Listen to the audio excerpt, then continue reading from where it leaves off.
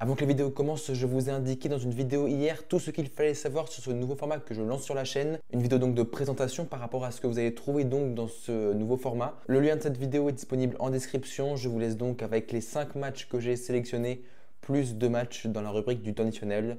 Bonne vidéo. Et oui, ce seront également des matchs comme ça que je mettrai dans cette série de vidéos qui, sur le papier, n'est pas exceptionnel, mais où il va quand même y avoir de l'enjeu. Déjà ici dans le positionnement des deux équipes. Ce match peut donc être un petit piège pour l'Union de Berlin.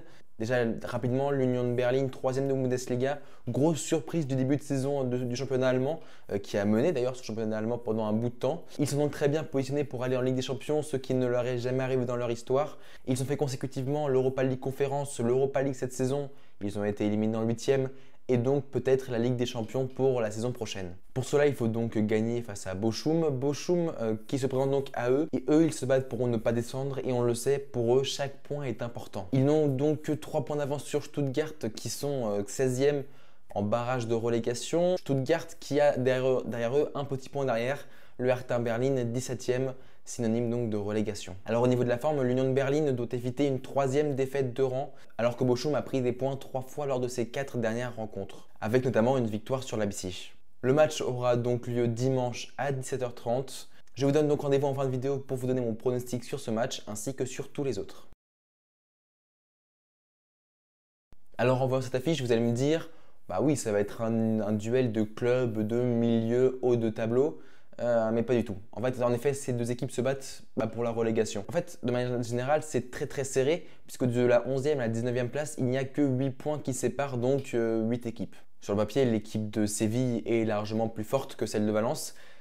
Valence qui n'a pas trouvé la bonne solution pour faire remarquer le deuxième, du coup maintenant meilleur buteur de l'histoire du PSG, Edinson Cavani. L'Uruguayen qui n'est qu'à 5 petits buts cette saison.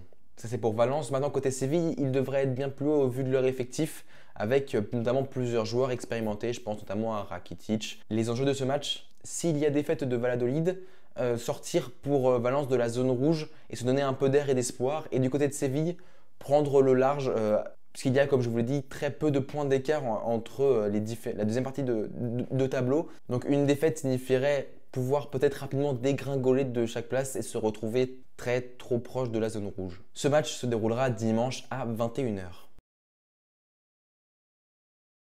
On passe maintenant en France avec notre cher Ligue 1 pour le premier des 2 matchs de ce championnat dans cette vidéo. Ce match se fait entre 2 concurrents directs à la qualification en Europa League Conférence, la 5e place de notre championnat.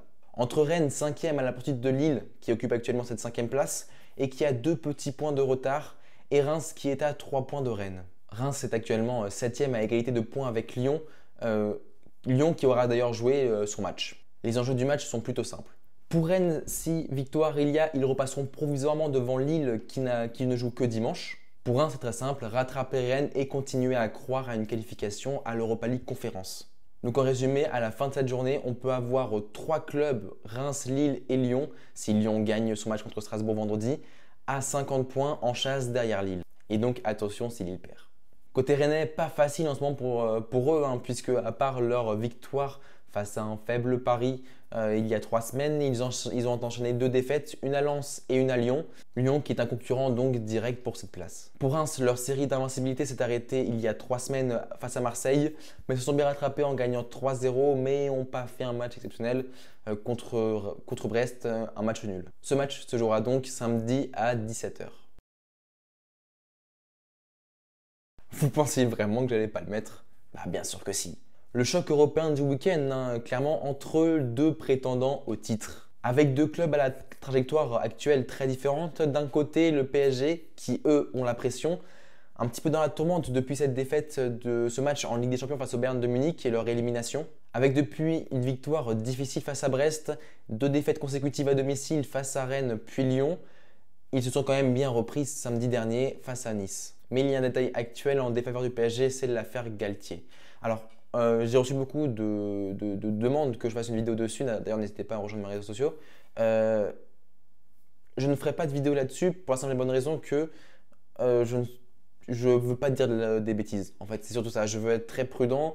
On ne sait pas ce qui s'est passé. Il y a deux versions qui s'opposent. Voilà, je pense qu'il y a des gens plus compétents que moi également pour faire cela. Je ne veux pas m'en mêler. J'ai mon avis sur la situation comme chacun l'a finalement. Et donc on verra et on laisse les autorités compétentes faire leur travail. Voilà, je ferme la parenthèse. Côté Lensois, c'est l'inverse. Ils n'ont pas perdu depuis 7 matchs et sont sur une série de 4 victoires consécutives. Donc si Lens vient à s'imposer, vous voyez le classement, à maintenant 6 points d'avance sur Lens, il reviendrait à 3 points et mettrait la pression sur le Paris Saint-Germain. Si Paris perd le championnat, ça les plongerait eux dans une véritable crise et ça deviendrait compliqué pour certaines personnes au sein du club. Ce match se jouera donc dans la foulée de Reims-Rennes à 21 h samedi. Un petit peu à l'image du premier match de cette vidéo, le deuxième de Première Ligue reçoit le 19e de ce même championnat anglais. Manchester City a dans le viseur Arsenal à 6 points de lui, mais comme vous pouvez le voir sur le classement, il y a un petit détail. C'est que Manchester City a un match de moins qu'Arsenal, donc virtuellement peut-être 3 points. En plus, il y aura bientôt un Manchester City-Arsenal. Ce match, en tout cas, je ne vous conseille de ne le pas rater et bien sûr qu'il sera dans cette vidéo une fois qu'on arrivera à ce fameux week-end. Bref, revenons-en au match.